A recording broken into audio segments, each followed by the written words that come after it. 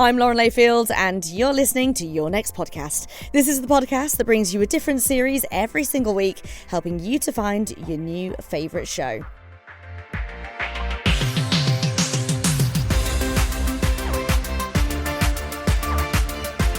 Today, we're listening to a brand new podcast called The World.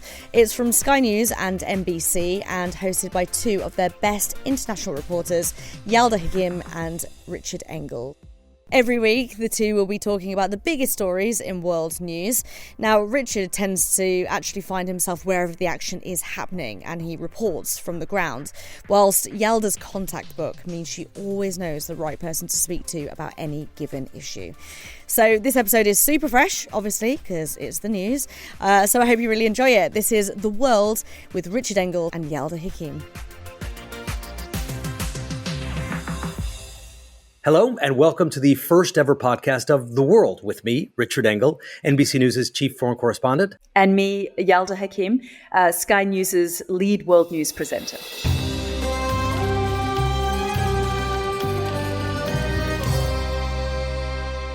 This is, as I said, the first episode of our podcast, and we will take you with us as we report from the front lines of conflicts around the world.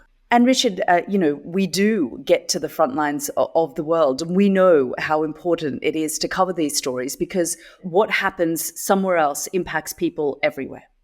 So we will try and break through all the noise and chaos and make some sense of this very often scary world. Make sure you follow and subscribe wherever you get your podcasts so you never miss an episode. You should also know you can watch us on our dedicated YouTube channel. Just search YouTube for The World with Richard Engel and Yalda Hakim, and we're available on Spotify. And in this episode, we're going to be talking about Richard's experiences in Lebanon and mine here in Israel. We're also going to be talking about whether things are going to escalate here in this region and whether anyone can stop this from escalating. Well, there's a lot to talk about, so let's dive in.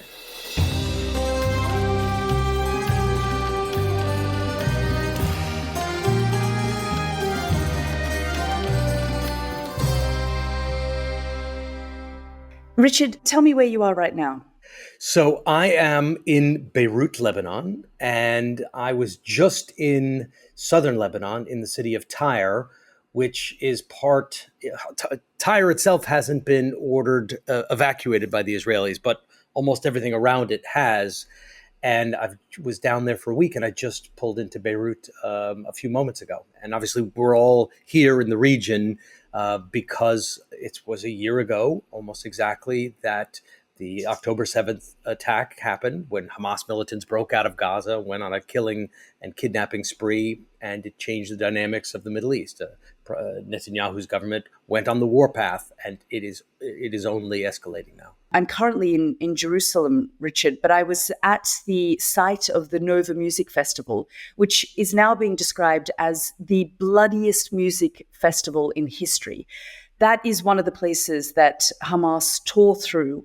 They arrived, 3,000 people were partying at about 6:30 in the morning on October the 7th. They killed 364 people and they took about 44 hostages back to Gaza. There's still 97 hostages that we know of that have been held in Gaza after the initial 250 that they took. And 1,200 people that they killed on that day. And it changed Israel, it changed the lives of the Palestinians, and you can still feel the grief, the pain, the agony of the Israeli people. They tell me that it feels like one long day since October the 7th. And while I was there, Richard, I was 3 miles from Gaza, and we could hear the outgoing artillery fire into Gaza every few minutes. I timed it. Every minute and a half, there was a louder sort of bang. And the helicopters overhead, the ongoing sound of drones, it was just, exhausting to hear and to know what was happening in Gaza, but also to really get a sense of just the turmoil that this country continues to be in. So we know why we're here. You are in Jerusalem. I'm in Beirut, having just come from the south. I think the situation is spiraling into like a corkscrew into an abyss. It just keeps getting deeper and deeper and deeper. and you are seeing the Israelis just furious, stuck in a perpetual state of their 9/11. So let's talk about today, not so much how we got here, where we are now, and where we're going. Where do you think this is heading? I was at the October 7th memorial. It was small, but it was very a sort of a somber, emotional day. You know, every now and then, between all the prayers, you could hear a mother just wailing, suddenly screaming, and then silence, and then the artillery fire. This was the weird thing about being in this place. But there were about 360 or 370 images of the people, the young people who were killed. Very different to Tel Aviv and Hostage Square, which you have been to many times as well, where we see these images on the large screens, you know, scrolling of the pictures of those who have been taken.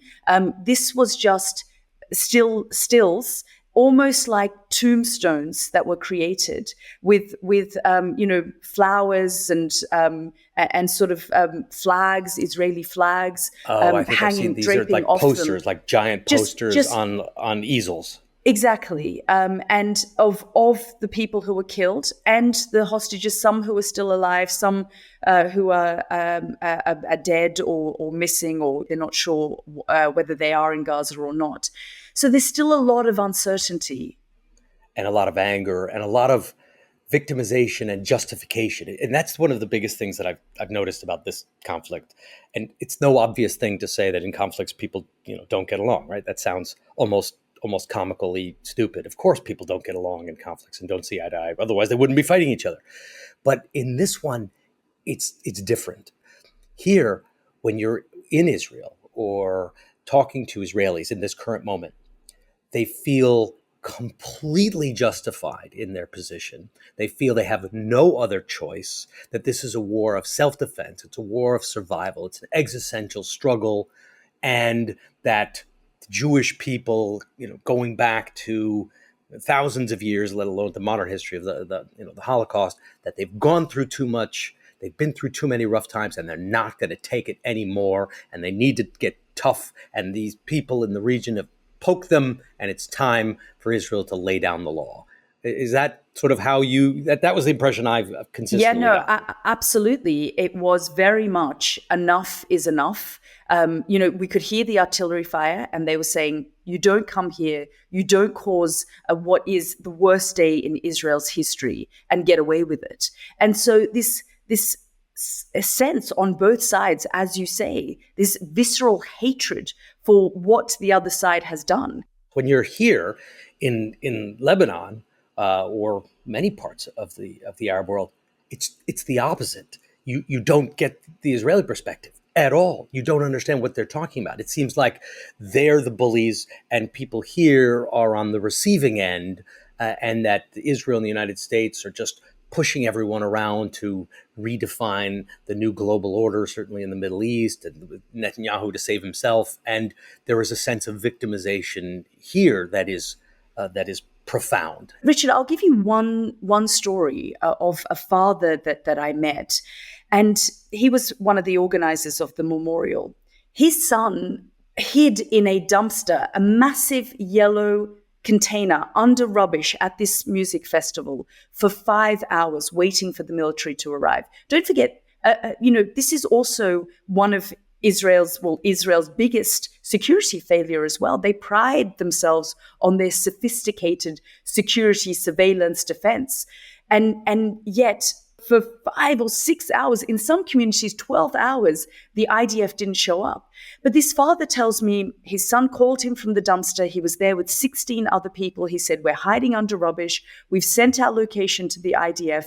We're going to be okay. They're coming to get us. We're fine. After 5 hours, he said that one of the Hamas guys opened the dumpster and shot every single person that he could see in that dumpster. And his son, Ron, was killed inside that dumpster alongside 9 others. 4 others were injured, and 3 others weren't. They were left unharmed. But just gives you a sense of, and his father was describing the story to me. we both have children. It's hard to understand that kind of loss, but the way that his father was describing his loss to me was like it happened just moments ago. And so when you feel that kind of pain and anger, on both sides. And for the Jewish people, this does bring up so many terrible memories of Jews hiding in ghettos, hiding from the Gestapo, being, machine gunned down and pushed into trenches. I get that visceral reaction when Israel was founded on this principle, never again, and then suddenly people just across their Gaza border are coming in and doing atrocities. But here, this dichotomy is so different. So I just came back from the South, and we'll get to the South in a minute. So I was just pulling into Beirut. And Yalda, you were here a few days ago. I was, 4 days ago. So most of the Israeli bombings in Beirut anyway are focused in the Dahia neighborhood in the south suburb, which is kind of a Hezbollah stronghold, a Shia stronghold in general. So not everybody in there is Hezbollah, but Hezbollah is there, runs the show there, and many, many Shia families live around in it's the most densely populated part of the city. And a lot of people have left. But as I was pulling into Beirut, I saw these families just from Dahia, displaced people, in tents, sleeping by the side of the road. It's pretty early here right now, so they were just sort of waking up. I saw naked children being bathed by their mothers and fathers, totally naked, just standing by the side of the road in trash. And it left me one of these impressions like, where are we as a society? And when you watch the television here, there's a split screen. So you have one screen showing Gaza and the ongoing campaign in Gaza. You have one screen showing Beirut and the constant bombing in South Beirut. You have another part of the screen, they're broken up into little boxes, showing the Bekaa Valley and other parts of Lebanon, they're being attacked. And there is a sense of victimhood here, that Lebanon is being victimized by Israel. And there's almost no discussion of October 7th. There's no discussion of any kind of victims on the Israeli side. No mention of that family in the yellow dumpster. It's just to give people a perspective, for anyone who hasn't been to Beirut, it is a modern, trilingual, a city full of educated people. You could be anywhere in the world. You could be in New York. You could be in Tel Aviv. You could be in London. Beirut is an incredibly cool, young, modern city. But it's broken right now, Yalda. It's in such bad shape. There's been this long dynamic where, yes, Beirut looks great on the surface. The people are attractive. The food is great. There's beaches. Have some brutalist and a little bit of modern architecture. There's some traditional architecture, but not much left.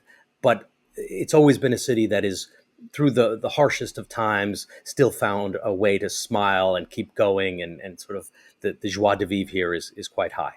But I can tell you, this place really right now is very worried. Hezbollah has taken a beating. Their leadership has been decapitated. They're being attacked by Israel. People are displaced. And now, because of the changing power dynamics, they're worried it's going to throw them into a new round of civil war.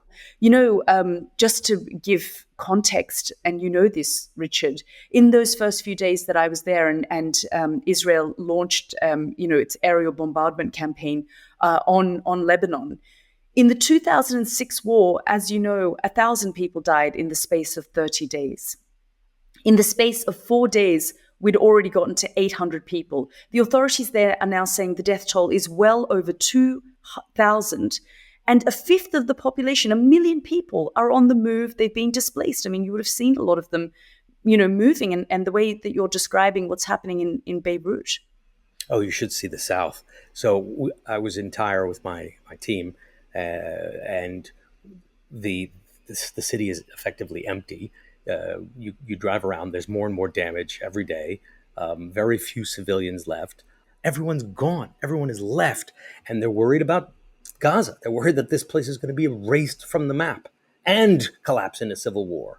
the war in Gaza has left 41,000 people dead, 97,000 people injured as a result of the ongoing bombardment. That I was looking at images of Gaza just yesterday, and the whole place is flattened and under rubble.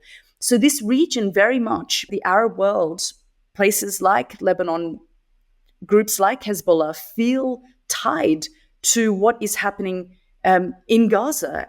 And of course, while I was with you, in Lebanon just last week, we saw Iran launch 200 ballistic missiles, on Israel. I saw that happen. We could see a lot of that actually taking place from southern Lebanon, because southern Lebanon is close to the Israeli border. A lot of those ballistic missiles flew through Lebanese airspace on their way to northern Israel. So a lot of that sound and light show that you saw of the ballistic missiles heading toward Israel and the counterfire from the Israeli air defense systems, the American air defense systems, was happening right over our heads at extremely high altitudes, because these ballistic missiles almost fly into space and then they come back down. But it was all happening over our heads. And then we're all waiting to see what happens with Iran. Which brings me to my next point. Do you think that people there in Israel buy this philosophy, this vision that Netanyahu has been selling to the world, that he has a new vision for the Middle East? The new vision for the Middle East is just get rid of Iran's proxies, tame Iran, if not get rid of the Iranian regime, but certainly knock it back a few steps. Then this new Middle East will sort of rise up. Just take the weeds out and all the flowers are going to bloom in this new Middle East that is led apparently by Israel, Emirates, Saudi. But do people there in Israel seem to be on board with this project? Do they buy it? Richard, his popularity, it's been extraordinary to watch. I mean, Benjamin Netanyahu, the Prime Minister of Israel, is a survivor, and he seems to land on his feet every single time. The way that the war in Gaza was prosecuted, he found himself and this nation isolated. The international community had divided the international community, the Western world. And in terms of where this nation now is, having seen the way that their security establishment and the IDF have, in their views, decapitated Hezbollah and dealt a massive blow to this enemy in their north, they now are buying into this project. They don't believe this will lead to some kind of World War III. They don't think it's going to disrupt the world order. They think by smashing Iran, by cutting it down, you're going to reshape this region, which they feel is long overdue.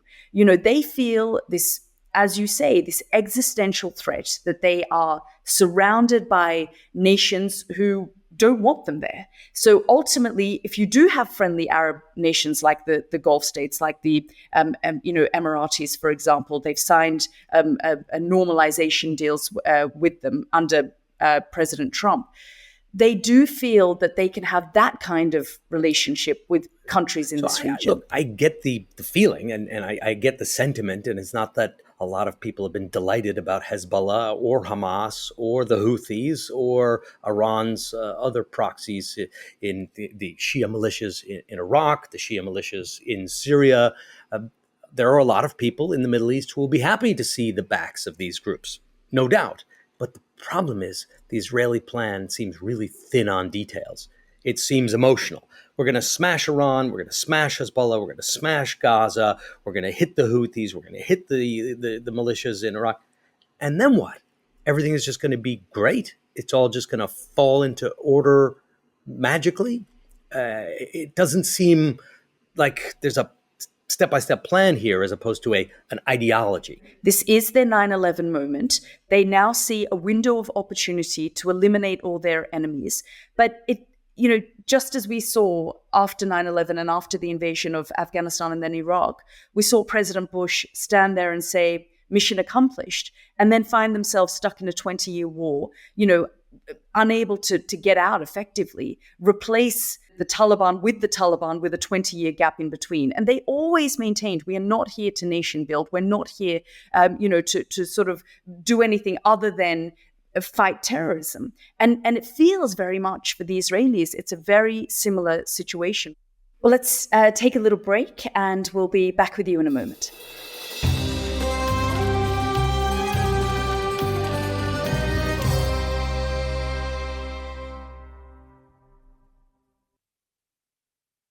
Welcome back. And this is just a reminder, if anyone wants to reach out with us, they have a question about something that they want explained or more information about or our take on, please, you can and should write to us. And here's the address: The World, altogether, theworld@sky.uk.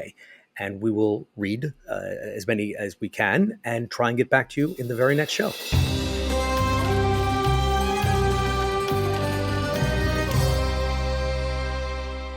We are now 4 weeks away from the US election. And President Biden's legacy, I mean, it's in his attempt and quest for peace throughout this year.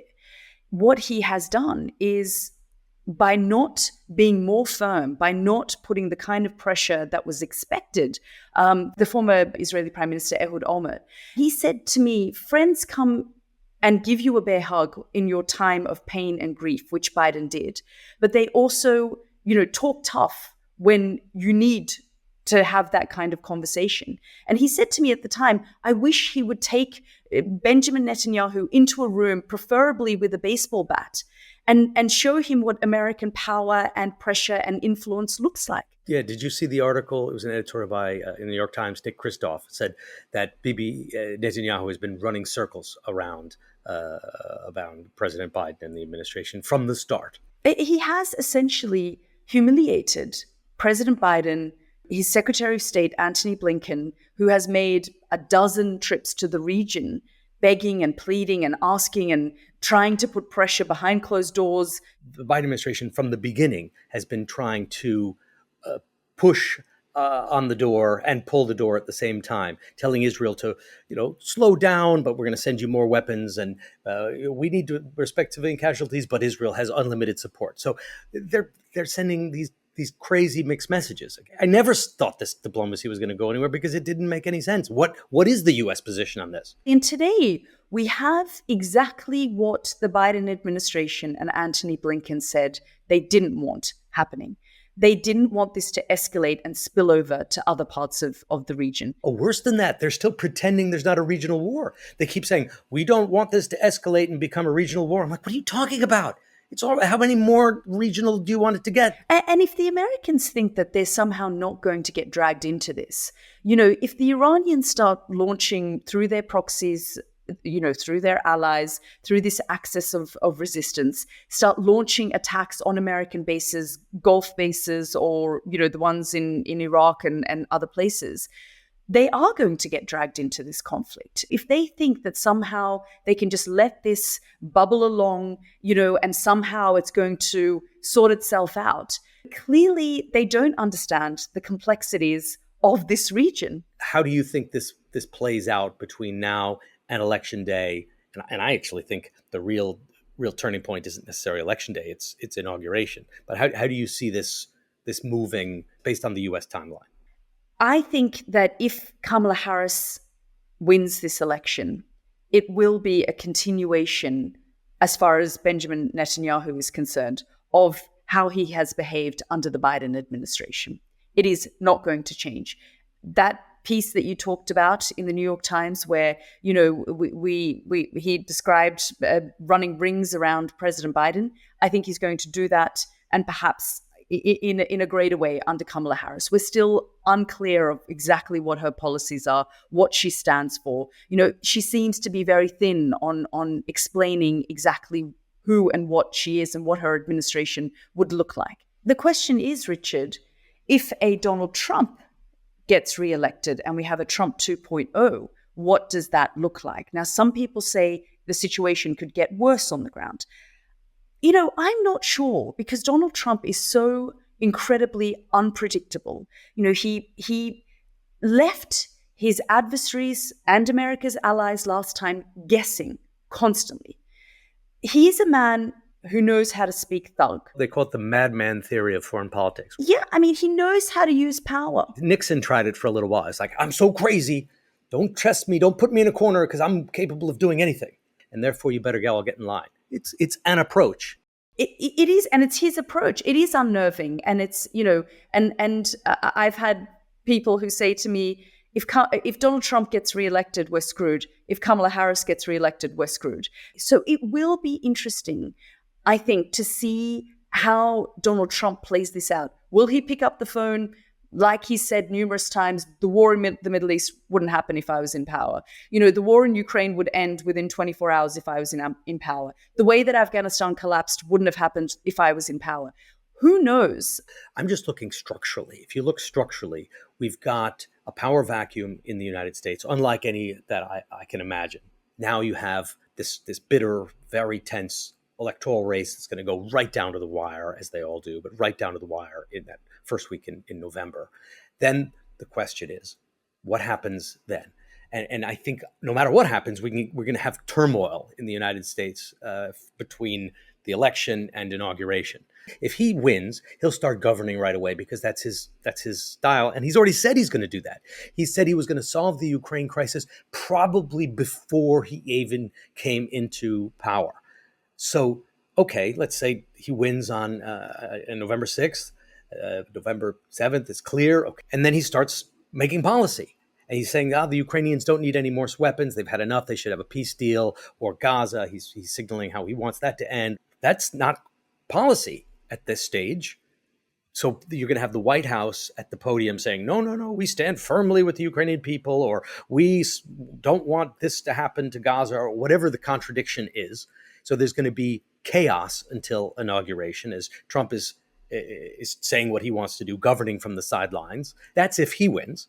If she wins, it's already clear, if you look at what all the people are saying in the House, that it's going to be a contested result, or it's very likely to be a contested result in the courts, and it's going to go down to the wire at least until January with back and forth.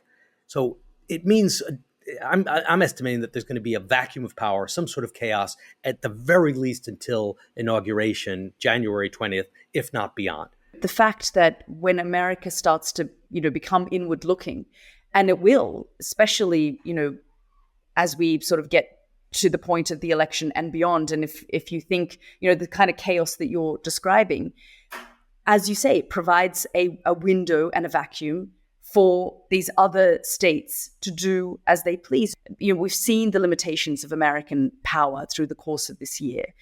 Even if America goes into the state of chaos, I'm not sure how much worse the situation can get for this region. Whether that's going to lead to a greater sort of war beyond this region, I'm not sure. I remain optimistic and hopeful that it doesn't sort of turn into World War III. Whatever happens, as devastating as it is for this region, it is contained within this region.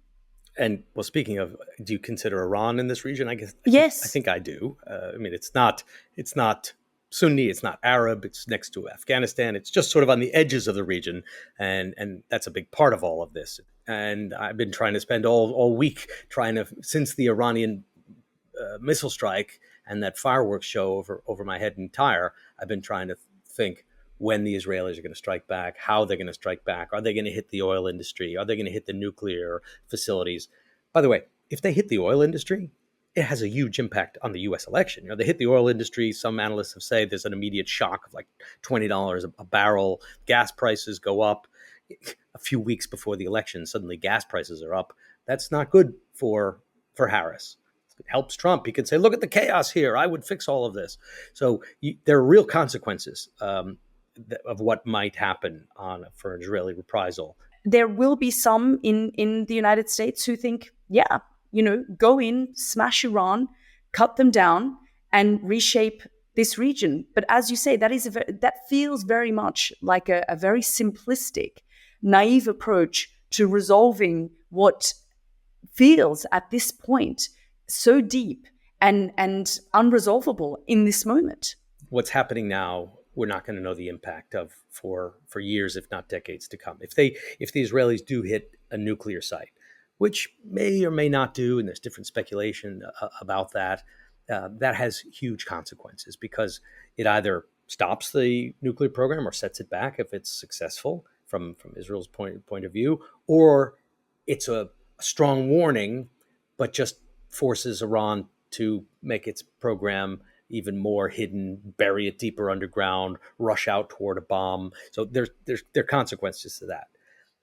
Gaza is not over, and you can't destroy an enormous area, make 2.2 million people homeless and constantly under attack without that blowing back.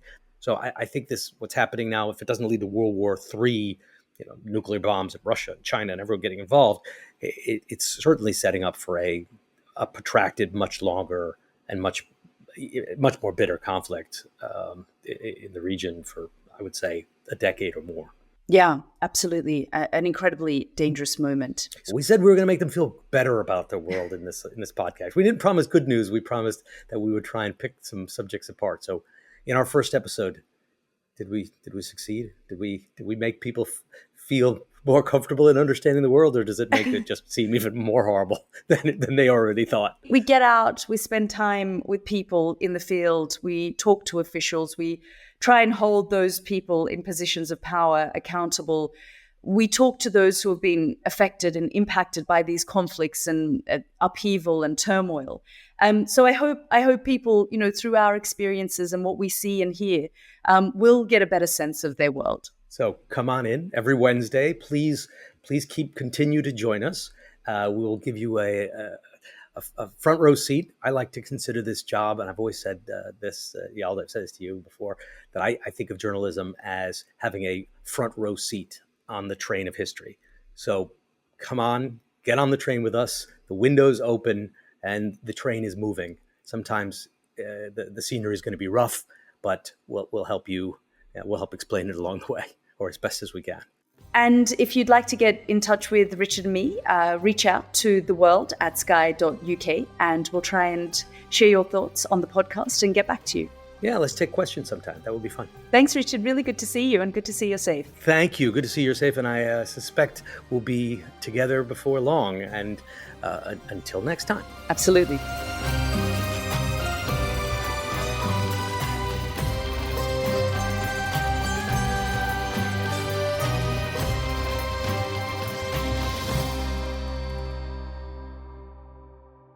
And you can keep up with Yalda and Richard every single week. Just search for The World with Richard Engel and Yalda Hakim wherever you're listening to this. Before you go, follow your next podcast right here so you don't miss any of our amazing upcoming episodes. And you can find all my recommendations along with news, reviews and loads more on Podcast Rex at www.podcastrex.com. That's www.podcastrex.com.